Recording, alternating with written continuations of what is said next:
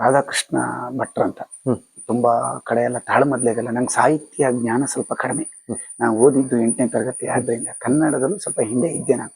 ಅಂತ ಸ್ಪೀಡ್ ವಿದ್ಯಾರ್ಥಿ ಅಲ್ಲ ಓದೋ. ಹಾಗಾಗಿ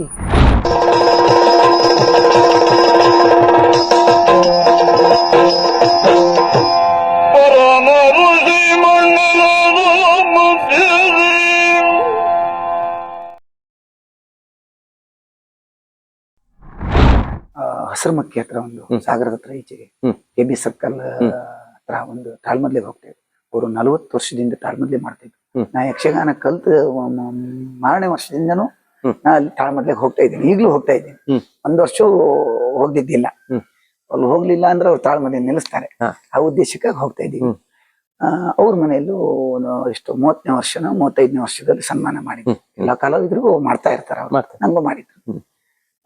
3-4 ಕಡೆ. ಮತ್ತೆ ಇಲ್ಲಿ ನಮ್ಮ ನಂದಿಕೇಶ್ವರ ಮೆಕ್ಕೆಘಟ್ಟ ಅಲ್ಲ ಆಚೆಗೆ ನಮ್ಮ ಇವ್ರದ್ದು ಎಲ್ಲ ಅಂತ ಹೇಳಿದ್ರೆ ಅಲ್ಲಿ ಕಕ್ಕುಂಜಿ ಹತ್ರ ಒಂದು ದೇವಸ್ಥಾನದ್ದು ಒಂದು ಸನ್ಮಾನ ಆಗಿತ್ತು. ಮತ್ತೆ ಬೇರೆ ನಾನು ಫಲಾಪೇಕ್ಷೆಯಿಂದ ಯಾರನ್ನು ಕೇಳಕ್ ಹೋಗುದಿಲ್ಲ. ಅವ್ರಾಗ ಪ್ರೀತಿಯಲ್ಲಿ ಕರೆದ್ರೆ ಹೋಗ್ತೇನೆ ಅಷ್ಟೇ. ಸರ್, ಕಾಲಮಿತಿ ಒಳ್ಳೇದಾ ಸರ್ ನಿಮಗೆ? ಅಂದ್ರೆ ಈ ಸಂಪೂರ್ಣ ಬೆಳಿಗ್ಗೆವರೆಗಿರುವ ಆಟ ಒಳ್ಳೇದು ಸರ್? ಅಂದ್ರೆ ಇವತ್ತಿನ ಆರೋಗ್ಯ ದೃಷ್ಟಿಯಿಂದ ಕಾಲಮಿತಿ ಒಳ್ಳೇದು. ಮತ್ತೆ ಪ್ರೇಕ್ಷಕರ ದೃಷ್ಟಿಯಿಂದನೂ ಕಾಲಮಿತಿ ಒಳ್ಳೇದು. ಯಾಕಂದ್ರೆ 1 ಗಂಟೆ ಮೇಲೆ ಯಾರಿಗೂ ಈಗ ಕೂತ್ಕೊಳ್ಳುವ ಮನಸ್ಸು ಇಲ್ಲ. ಆರೋಗ್ಯ ದೃಷ್ಟಿಯಿಂದ ಕೂತ್ಕೊಳ್ಳೋಕೆ ಆಗೋದು ಇಲ್ಲ. ಕಾಲಮಿತಿ ಒಳ್ಳೇದು. ಅಂದ್ರೆ ಯಕ್ಷಗಾನ ಬೆಳವಣಿಗೆಗೆ ಬೆಳಕ್ ತನಕ ಯಕ್ಷಗಾನ ಒಳ್ಳೇದಿತ್ತು. ಈಗ ಕಲಾವಿದರು ಸಹ 1 ಗಂಟೆ ಮೇಲೆ ನಿದ್ದೆ ಬಿಡಕ್ ಸಿದ್ಧರಾಗಿಲ್ಲ. ಈಗಿನ ಹುಡುಗರೆಲ್ಲ ಬರೋರೆಲ್ಲ ಎಲ್ಲಿರ್ತಾರೆ? 1 ಗಂಟೆ ಒಳಗೆ ಎಷ್ಟು ಬೇಗ ಮನೆಗೆ ಹೋಗೋದಂತ ನೋಡ್ತಾರೆ ಬಿಟ್ರೆ ವೇಷ ಮುಗಿಸ್ಕೊಂಡು ಅಂತ ಕಾಲ ಬಂದಿದೆ ಈಗ. ಹಾಗಾಗಿ ಕಾಲಮಿತಿಯಿಂದ ಅಂತ ಏನು ಅಂದ್ರೆ ಪ್ರಸಂಗಗಳು ಹೆಚ್ಚು ಒತ್ತಡ ಇರಬಾರ್ದು. 3-4 ಪ್ರಸಂಗಗಳು ಇರಬಾರ್ದು. ಇಡುವ 1-2 ಪ್ರಸಂಗವನ್ನ ನೀಟಾಗಿ ಮಾಡೋದನ್ನ ಮೊದಲು ನಾವು ಅಳವಡಿಸ್ಕೊಂಡ್ರೆ ಒಳ್ಳೇದು ಅಂತ. ಪ್ರಸಂಗ ಒತ್ತಡಗಳು ಪಾರ್ಟಿಯಿಂದನೋ ಅಥವಾ ನಮ್ಮ ಸಂಸ್ಥೆಯಿಂದನೂ ಹೆಚ್ಚು ಬೀಳಬಾರ್ದು. 1 ಅಥವಾ 2 ಪ್ರಸಂಗದಲ್ಲೇ ಮುಗಿಸಿ ಅದನ್ನ ಚಂದ ಮಾಡಿ ಪ್ರೇಕ್ಷಕರಿಗೆ ಕೊಡುವುದನ್ನ ನಾವು ಕಲ್ತ್ರೆ ಒಳ್ಳೇದು ಅಂತ ನನ್ನ ಅಭಿಪ್ರಾಯ. ಖಂಡಿತ ಸತ್ಯ ವಿಷಯ ಅದು ಸರ್. ತಮ್ಮ ಅಂದ್ರೆ ಯಾರನ್ನ ನೆನ್ಪು ಮಾಡ್ಬೇಕು ಅಂತಿದ್ರೆ ಯಕ್ಷಗಾನ ಕಲಿಯುವ ಸಮಯದಲ್ಲಿ ನನಗೆ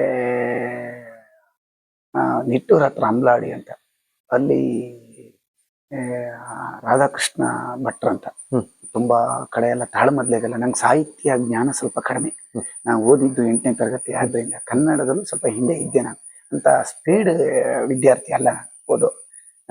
ಹಾಗಾಗಿ ಕೆಲವು ಕಡೆ ಎಲ್ಲ ತಾಳ್ಮದ್ಲೆಗೆಲ್ಲ ಹೋದಾಗ ಅಲ್ಲಿ ಅರ್ಥ ಕೇಳಿ ಮತ್ತಲ್ಲಿ ಕೆಲವು ಪದ್ಯಗಳನ್ನೆಲ್ಲ ಮತ್ತು ಬೇರೆಯವರೆಲ್ಲ ಹೇಳೋದು ಸ್ಪಷ್ಟತೆಯನ್ನು ಕೇಳಿ ನಾನು ಸ್ವಲ್ಪ ಒಂಚೂರು ಮೈಗೂಡಿಸ್ಕೊಂಡು ಸಾಹಿತ್ಯವನ್ನೆಲ್ಲ ಸ್ವಲ್ಪ ಸ್ಪಷ್ಟವಾಗಿ ಹಾಡೋದನ್ನ ಕಲಿಬೇಕು ನಾವು ಅನ್ನೋದು ಅನಿಸ್ತಾ ನನಗೆ. ತುಂಬಾ ಕಡೆ ಅವರು ನಮಗೂ ಹಣ ಕೊಡ್ತಿರ್ಲಿಲ್ಲ ಪಾಪ. ಅವರು ಸ್ವಂತ ಖರ್ಚಿನಲ್ಲಿ ನನ್ನ ಕರ್ಕೊಂಡು ಹೋಗಿ ಎಲ್ಲ ಕಡೆ ತೋರಿಸ್ತಿದ್ರು ಹಿಂಗೆಲ್ಲ ಉಂಟು ಅಂತ. ಅಲ್ಲಿ ನನ್ನ ಕೂರಿಸಿ 2 ಪದ್ಯ ಹೇಳ್ತಿದ್ರು. ಹುಡುಗ ಪದ್ಯ ಹೇಳ್ತಾನೆ ನೋಡ್ರಿ, ನಗರದವನು ನಮ್ಮ ಹುಡುಗ, ನನ್ನ ಪರಿಚಯದವ ಅಂತ ಬೆಂತಟ್ಟಿ ಹೇಳಿಸ್ತಿದ್ರು. ಅವರು ಒಂದು ಹೋಟೆಲ್ ಸ್ವಂತ ಹೋಟೆಲ್ ನಡೆಸುವ ಉದ್ಯಮಿ ಇದು. ಕಡೆಗೆ ಅವ್ರ ಹೆಂಡತಿದು ರೇಣುಕಾ ಆರ್ ಹೆಗಡೆ ಅಂತ. ಅವರು ಮಹಿಳಾ ಯಕ್ಷಗಾನ ಸಂಘ ಉಂಟು ಅವ್ರದ್ದು, ತಾಳ್ಮದ್ಲೆ ಗ್ರೂಪ್. ಅದರಲ್ಲೂ ಅವರು ಅವಕಾಶ ಕೊಟ್ಟರು. ಅದರಲ್ಲೂ ತುಂಬ ಒಂದು 5-6-7 ವರ್ಷ ನಾನು ಅವ್ರ ಜೊತೆಗೆ ಒಂದು 25-30 ಕಾರ್ಯಕ್ರಮ, ವರ್ಷಕ್ಕೊಂದು 7-8 ಕಾರ್ಯಕ್ರಮ ಮಾಡ್ತಿದ್ರು. ಒಂದು 10 ಕಾರ್ಯಕ್ರಮ ಮಾಡ್ತಿದ್ರು. ಒಳ್ಳೊಳ್ಳೆ ಕಾರ್ಯಕ್ರಮ, ಒಳ್ಳೊಳ್ಳೆ ದೇವಸ್ಥಾನದಲ್ಲಿ ಒಳ್ಳೊಳ್ಳೆ ಕಾರ್ಯಕ್ರಮ ಕೊಟ್ಟಿದ್ರು. ಅವ್ರಿಗೂ ಹೋಗಿ ನಾನು ಅವರು ಪಾಪ ಅವಕಾಶ ಕೊಟ್ಟು ನಾವೆಲ್ಲ ಬೆಳೆದಿದ್ದೀವಿ. ಅವ್ರದ್ದೆಲ್ಲ ಇದಿದೆ. ಕಮಲಶಿಲೆ ಮೇಳದಲ್ಲಿ ನಾರಾಯಣ ಶೆಟ್ಟರು ಸಹ ನಮಗೆ ಬೆಳಿಲಿಕ್ಕೆ ಒಳ್ಳೆ ಪ್ರೋತ್ಸಾಹ ಕೊಟ್ಟಿದ್ರು. ಇಲ್ಲಿ ಮಂದರ್ತಿ ಮೇಳದಲ್ಲಿ ಬಂದಲ್ಲೂ ಹಾಗೆ ಹಿರಿಯ ಕಲಾವಿದರು ಒಳ್ಳೊಳ್ಳೆ ಸಿಕ್ಕಿದ್ರು ನಮ್ಗೆ. ಹಾಗಾಗಿ ಮುಂದರ್ಶನೆಯವರು ಎಲ್ಲರದ್ದು ನಮ್ಗೆ ಸ್ವಲ್ಪ ಆಶೀರ್ವಾದ ಇದೆ. ಹಾಗಾಗಿ ಇಲ್ಲಿವರೆಗೆ ಬಂದಿದ್ದೀವಿ. ದೇವಿನ ಮುಂದೆ ಏನ್ ಮಾಡ್ತಾರೋ ನೋಡ್ಬೇಕು. ಎಷ್ಟು ವರ್ಷ ನಮ್ಗೆ ಯಕ್ಷಗಾನ ಅಲ್ಲಿ ಇರ್ಲಿಕ್ಕೆ ಅವಕಾಶ ಇದೆ ಮತ್ತು ಸ್ವರ ಇರತ್ತೋ ಅಷ್ಟು ವರ್ಷ ಇರತ್ತೆ. ಸ್ವಲ್ಪ ಸ್ವರ ಇನ್ನಾಗೋದಿಲ್ಲ ಅಂತ ಅನ್ಸ್ತಂದ ತಕ್ಷಣ ಯಕ್ಷಗಾನ ಬಿಡೋದು ಅಂತ ತೀರ್ಮಾನ ಮನಸ್ಸಿನಲ್ಲಿ ಮಾಡಿದ್ದೀನಿ. ಅದಿರೋ ತನಕ ಇರ್ತೀನಿ. ಸ್ವಲ್ಪ ಕಡಿಮೆ ಆಯ್ತು, ನಮ್ಗಿನ್ನ ಆಗೋದಿಲ್ಲ, ಬೇಡ, ಪ್ರೇಕ್ಷಕರು ಮತ್ತು ದೇವಸ್ಥಾನದವರು ಅಷ್ಟು ನಮ್ಮನ್ನ ಪ್ರೀತಿಯಲ್ಲಿ ನೋಡೋದಿಲ್ಲ ಅಂತ ಸ್ವಲ್ಪ ಡೌಟ್ ಬಂದ್ರೆ ಇರೋದಿಲ್ಲ.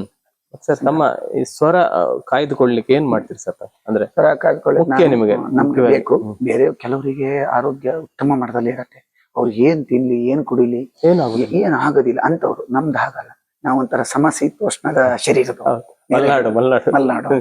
ಇತ್ಲಾಗೆ ಹಿಟ್ ಆದ್ರೂ ನಮ್ಮ ಆರೋಗ್ಯಕ್ಕೆ ಆಗಲ್ಲ. ಇಲ್ಲೇ ತಂಪಾದ್ರೂ ಆಗೋದಿಲ್ಲ. ಹಾಗಾಗಿ ನಾನು ಬಿಸಿನೀರೇ ವರ್ಷಂ ಪ್ರತಿ ಕುಡಿಯೋದು. ಇಲ್ಲಿ ಮೇಳದಲ್ಲೂ ಹಾಗೆ, ಮನೆಯಲ್ಲೂ ನಮ್ಮ ಮನೆಯಲ್ಲೂ ಬಿಸಿನೀರೇ ಕುಡಿಯೋದು. ಆಹಾರಗಳು ನಂಗೆ ಒಂದೊಂದ್ ದಿನ ಇಷ್ಟ ಇದ್ದು ಒಂದೊಂದು ಆಹಾರವನ್ನು ಜಾಸ್ತಿ ತಿಂತೇವೆ. ಈ ಎಣ್ಣೆ ಪದಾರ್ಥಗಳನ್ನೆಲ್ಲ ತಪ್ಪಿ ಆಸೆ ಆಗಿ ತಿಂತೀವಿ. ಮಾಡಿದ ದಿನ ಡೌಟ್ ಆಗುತ್ತೆ, ಇವತ್ತು ಸ್ವರ ಸ್ವಲ್ಪ ಕೊರ ಆಗ್ತಾ ಇದೆ, ಏನಾಗಿದೆ ಅಂತ ನಾವು ಚಿಂತನೆ ಮಾಡಿದಾಗ ನಿನ್ನೆ ಎಣ್ಣೆ ಪದಾರ್ಥದಿಂದ ಹೆಚ್ಚಾಗಿದೆ, ಇವತ್ತು ಬಿಡ್ಬೇಕಂತ ಅವತ್ತು ಮಾಡಿ ಇಟ್ಟಿದ್ದಿದ್ರು ಅದನ್ನ ತಿರಸ್ಕಾರ ಮಾಡಿ ನಮ್ಗೆ ಬೇಕಾದ ಆಹಾರ ತಿಂದ್ರೆ ಸ್ವಲ್ಪ ನಮ್ಮ ಆರೋಗ್ಯವನ್ನ ಕಾಪಾಡ್ಕೊಳ್ಳೋದು. ಅಲ್ಲದೆ ಇದ್ರೆ ನಾನು ಆಟದ ಮನೆಯಲ್ಲಿ ಊಟ ಭೋಜನ ಪ್ರತಿದಿನ ಇರುತ್ತೆ. ವಿಶೇಷ ಪ್ರತ್ಯೇಕ ಆಹಾರಗಳು, ಒಳ್ಳೆ ಊಟದ ವ್ಯವಸ್ಥೆ ಇರುತ್ತೆ. ನಾವು ಆಸೆ ಬಿದ್ದು ಹೋಗಿ ಒಂದು ದಿನ ಊಟ ಮಾಡಿದ್ರೆ ಮತ್ತೆ ನಮ್ಮ ಮೇಳದ ಆಹಾರ ನಮ್ಗೆ ಹಿಡಿಸೋದಿಲ್ಲ, ಅಲ್ಲೇ ಊಟ ಮಾಡ್ಬೇಕಾಗುತ್ತೆ. ಸ್ವರ ದಿನ ಗರನೇ ಮಟ್ಟ ಕ್ಲೀನ್ ಇರೋದಿಲ್ಲ. ನೀವು ಹೋಗುದಿಲ್ಲ ಒಂದು ದಿನ ಮೇಳದ ಊಟನೇ ಮಾಡೋದು, ಅಲ್ಲೇ ಆಚೆಗೆ ಊಟ ನಡೀತಾ ಇದೆ, ನಾವು ಹೋಗೋದಿಲ್ಲ. ಏನ್ ಪಾಯಸ ಕೂಡ ಕುಡಿಯೋದಿಲ್ಲ ಮೇಳದ ಆಹಾರ ನಮ್ಗೆ ಅಚ್ಚುಕಟ್ಟಾಗಿ ಶಿಸ್ತಾಗಿ ಅಂದ್ರೆ ಮಂದಾರ್ತಿ ಯಾವ್ದೇ ಮೇಳದ ಆಟ ಅಂದ ಕೂಡ ನಮ್ ಈ ಕಡೆ ಒಳ್ಳೆ ತರ ಇರ್ತದೆ ಸರ್. ಅಲ್ಲ ಘಟ್ಟದಲ್ಲೂ ಅದೇ ತರ. ಅಯ್ಯೋ ನೀನ್ ಏನ್ ಕೇಳ್ತೀರಿ, ಆ ಊಟಕ್ಕೆ ನಾವು ಆಸೆ ಬಿತ್ತಂತಂದ್ರೆ ನಮ್ಮ ಕೆಲಸ ಕೇಳುತ್ತೆ. ದಿನ ಜನರಿಗೆ ನಾವು ಒಳ್ಳೇದು ಕೊಡಕ್ಕಾಗೋದಿಲ್ಲ. ಮೇಳದಲ್ಲೂ ನಾವು ಕಲಾವಿದ್ರ ತೊಂದ್ರೆ, ನಮಗೂ ತೊಂದ್ರೆ, ದೇವಸ್ಥಾನದರಿಗೆ ಅಯ್ಯೋ ಯಾವ ಕಂಡ್ರೆ ಸ್ವರ ಇರೋದಿಲ್ಲ, ಹಿಂಗ ಅನ್ಸ್ಕೋಬಾರ್ದಂತ ಜಾಗ್ರತೆ ಮಾಡಿ ನಾನು ಆದಷ್ಟು ಆಹಾರಕ್ಕೆ ಭದ್ರತೆ ಬೇಕಾದ್ರೆ ಮಾತ್ರ ತಿಂತೀನಿ. ನಿಮ್ಗೆ ಸ್ವರ ಮುಖ್ಯ ಅಲ್ಲ, ಅದರಿಂದ ಯಾವ್ದೇ ಕಲಾವಿದರಿಗೆ ಸಂಗೀತ ಪೇಟೆಯಲ್ಲಿ ಹೋಗಿ ಪೇಟೆಯಲ್ಲಿ ಹೋಟೆಲ್ ಬೇಕಾದಲ್ಲ ತಿನ್ನೋದೇ ಇಲ್ಲ. ಬೇಕನ್ಸತ್ತೆ, ಮನ್ಸಿಗೆ ಅನ್ಸ್ತಾ ಇರುತ್ತೆ. ಆದ್ರೂ ಅದನ್ನ ನಾವು ಆಚರಣೆ ಮಾಡ್ಲಿಲ್ಲ ಅಂದ್ರೆ ಅಂದ್ರೆ ನಿಮ್ಮ ದೇಹದ ಪ್ರಕೃತಿಗೆ ಅನುಗುಣವಾಗಿ ದೇಹ ನಿಮ್ಮ ಶೀತ ಆಗ್ತದೆ, ಅದು ಬೇಗ ಬೇಗ ಆಗೋರು ಇರ್ತಾರೆ. ಕೆಲವರಿಗೆ ಎಂತ ಏನಾಗುದಿಲ್ಲ, ಅವ್ರು ಏನ್ ಬೇಕಾದ್ರೆ ಮಾಡ್ತಾರೆ. ಆದ್ರೆ ಹೆಚ್ಚಿನ ಜನರಿಗೆ ತೊಂದರೆ ಕೊಡತ್ತದ, ಯಾವ್ದೋ ಒಂದು ರೀತಿಯಲ್ಲಿ ಹೊಟ್ಟೆ ಕೊಡತ್ತೆ. ನಾವು ಅದು ಜಾಗ್ರತೆ ಮಾಡಿದ್ರು ತುಂಬಾ ಕಲಾವಿದರಾದವ್ರು ಎಲ್ಲರೂ ಮಾಡಿದ್ರು ಒಳ್ಳೇದು. ಮುಮ್ಮೇಳದವ್ರು ಮಾಡ್ರು ಒಳ್ಳೇದೇ, ಹಿಮ್ಮೇಳದವ್ರು ಮಾಡಿದ್ರು ಮಾಡ್ಲೇಬೇಕು. ಹಿಮ್ಮೇಳದವ್ರು ಭಾಗವತರಾದವ್ರು ಮಾಡ್ಲಿಲ್ಲ ಅಂದ್ರೆ ನಾವ್ ಇಷ್ಟು ವರ್ಷ ಭಾಗವತಿಗೆ ಮಾಡಕ್ ಆಗ್ತಿರ್ಲಿಲ್ಲ. ನನ್ನ ಯಜ್ಞವರು ಈಗ ಮಾಡ್ತಾ ಬಂದವ್ರು ಎಷ್ಟೋ ಜನ ಈಗಾಗ್ಲೇ ಯಕ್ಷಗಾನದಿಂದ ಹೊರಗೆ ಹೋಗ್ಬಿಟ್ಟಿದ್ದಾರೆ, ಅಂದ್ರೆ ವಾಯ್ಸ್ ಕೆಟ್ಟು. ಅದಕ್ಕಾಗ ನಾವು ಜಾಗ್ರತೆ ಮಾಡ್ರೆ ಸ್ವಲ್ಪ 4 ವರ್ಷ ಹೆಚ್ಚು ಇರಬಹುದು ಯಕ್ಷಗಾನ, ಅಲ್ಲದೆ 4 ವರ್ಷ ಬೇಗ ನಾವು ಯಕ್ಷಗಾನದಿಂದ ವಿಮುಖರಾಗ್ತೇವೆ ಅಂತ ನನ್ನ. ಆಗ್ಲಿ ಸರ್, ಬಹಳ ಖುಷಿ ಆಯ್ತು ನಿಮ್ಮೊಂದಿಗೆ ಮಾತಾಡಿ. ನಗರದವ್ರು ನೀವು, ನಾವು ನಗರಕ್ಕೆ ಹೋಗ್ಲಿಕ್ಕೆ ಆಗ್ಲಿಲ್ಲ, ಆದ್ರೆ ನೀವು ಮಂದಾರ್ತಿಲಿ ಈಗ ಮಳೆಗಾಲದ ಯಕ್ಷಗಾನಕ್ಕೆ ಬಂದಿದ್ರಿ. ನಿಮ್ಮನ್ನ ಇಲ್ಲಿ ನಾವು ನಿರ್ಜಡ್ಡಿಗೆ ಕರೆಸಿ ಮಹಾಗಣಪತಿ ದೇವಸ್ಥಾನದ ಎದುರು, ದೇವರ ಎದುರು ನಿಮ್ಮ ಜೊತೆ ಮಾತುಕತೆ ಆಡ್ತಿದ್ದೇವೆ. ಬಹಳ ಖುಷಿ ಆಗ್ತದೆ. ಇದಕ್ಕೆ ಸಹಕರಿಸಿದವರು ನಮ್ಮ ಚಂದ್ರ ಸರ್ ಅವರು, ಚಂದ್ರ ಸರ್ ಪ್ರಧಾನ ವೇಷಧಾರಿ ಮಂದಾರ್ತಿ. ಬಹಳ ಅವ್ರಿಗೆ ಕೂಡ ಧನ್ಯವಾದ ತಿಳಿಸ್ಬೇಕು. ಅದೇ ರೀತಿ ಸರ್, ನಿಮಗೂ ಕೂಡ ಅಂದ್ರೆ ನಿಮ್ಮ ಯಕ್ಷಗಾನ ಪಯಣ ಮತ್ತೆ ನಿಮ್ಮ ಶಿಸ್ತುಬದ್ಧ ಜೀವನ ಎಲ್ಲ ಉಳಿದ ಕಲಾವಿದರಿಗೆ ಮಾದರಿ ಆಗ್ಲಿ ಸರ್. ಯಾಕಂದ್ರೆ ನೀವು ಈಗ ಹೇಳಿದಷ್ಟು ಮಾತುಗಳು, ಆ ಮಾತುಗಳಲ್ಲಿ ಇರತಕ್ಕಂತ ಒಂದು ಸ್ವಾಭಿಮಾನ, ಅದೆಲ್ಲ ಒಂದು ಉಳಿದ ಕಲಾವಿದರಿಗೆ ಮಾದರಿ ಆಗ್ಬೇಕು. ಅದೇ ರೀತಿ ಈ ನಿಮ್ಮ ವಿಷಯ ಬಹಳಷ್ಟು ಜನರಿಗೆ ಗೊತ್ತಿರಲಿಲ್ಲ, ಕೆಲವೆಲ್ಲ ವಿಷಯ ಹಲವಾರು ಇಂಟರ್ವ್ಯೂ ಆಗಿರ್ಬೋದು ನಿಮ್ದು, ಆದ್ರೆ ಪರಿಪೂರ್ಣವಾದಂತ ಒಂದು ಇಂಟರ್ವ್ಯೂ ಮಾಡುವಂತ ಒಂದು ಪದ್ಧತಿ ಭಾವಸ್ಪಂದನದಲ್ಲಿದ್ದ ಕಾರಣ ನಿಮ್ಮ ವಿಷಯ ಇದರಲ್ಲಿ ಬಹಳಷ್ಟು ಜನರಿಗೆ ತಿಳಿಯಪಟ್ಟಿದೆ. ನೀವು ನಡೆದು ಬಂದ ಹಾದಿ, ನಿಮ್ಮ ಕಷ್ಟ ಜೀವನ ಎಲ್ಲ ತಿಳಿಯಪಟ್ಟಿದೆ. ಹಾಗೆ ನಿಮಗೆ ನಮ್ಮ ಪ್ರೀತಿಯ ವೀಕ್ಷಕರ ಪರವಾಗಿ, ಅದೇ ರೀತಿ ನಮ್ಮ ಚಾನೆಲ್ನ ಎಲ್ಲ ಸಿಬ್ಬಂದಿಗಳ ಪರವಾಗಿ, ನಮ್ಮ ಪರವಾಗಿ, ಎಲ್ಲ ಪರವಾಗಿ ನಿಮಗೆ ಪ್ರೀತಿಯ ಧನ್ಯವಾದಗಳು ಸರ್. ಸರ್ವರಿಗೂ ಹಾಗೂ ಮತ್ತೆ ನಮ್ಮ ಭಾವಸ್ಪಂದನ ಚಾನೆಲ್ ಅವರಿಗೂ ನಮಸ್ಕಾರ. ಆಯ್ತು, thank you sir, thank you. ಆತ್ಮೀಯ ವೀಕ್ಷಕರೇ, ಇದಾಗಿತ್ತು ಅಣ್ಣಪ್ಪ ಶೆಟ್ಟಿ ಸರ್, ಜನಪ್ರಿಯ ಭಾಗವತರು ಅಣ್ಣಪ್ಪ ಶೆಟ್ಟಿ ಸರ್ ಅವರ ಒಂದು ಸಂದರ್ಶನ. ಅವರ ಬಗ್ಗೆ ನಿಮಗೆ ಬಹಳಷ್ಟು ತಿಳಿಯಿತು ಅಂತ ತಿಳ್ಕೊಳ್ತೇವೆ. ಬಹಳಷ್ಟು ವಿಷಯಗಳನ್ನ ಅವರು ಮಾತನಾಡಿದ್ದಾರೆ. ಪ್ರತಿಯೊಬ್ಬ ಕಲಾವಿದನ ಆರಂಭ ಯಾವತ್ತು ಕಷ್ಟದಲ್ಲಿರ್ತದೆ.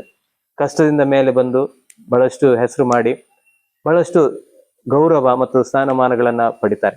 ಆ ನಿಟ್ಟಿನಲ್ಲಿ ನಮ್ಮ ಭಾಗವತರು ಕೂಡ ಸಾಗಿದ್ದಾರೆ. ಅವರ ಸಾಧನೆ ಹಾದಿಯನ್ನ ಈ ಎಪಿಸೋಡ್ನೊಂದಿಗೆ ಮುಗಿಸ್ತಿದ್ದೇವೆ. ಹಾಗೆ ಅವರಿಗೆ ನಿಮ್ಮೆಲ್ಲರ ಪರವಾಗಿ ಶುಭವನ್ನು ಕೋರುತ್ತಾ, ಮುಂದಿನ ವಾರ ಇನ್ನೋರ್ವ ಅತಿಥಿಯೊಂದಿಗೆ ನಿಮ್ಮ ಮುಂದೆ ಬರ್ಲಿಕ್ಕಿದ್ದೇನೆ. ನೋಡ್ತಾ ಇರಿ ಭಾವಸ್ಪಂದನ ಕಾರ್ಯಕ್ರಮ. ಯಕ್ಷಗಾನಂ ಗೆಲ್ಗೆ, ಯಕ್ಷಗಾನಂ ಬಾಳ್ಗೆ. ನಮಸ್ಕಾರ.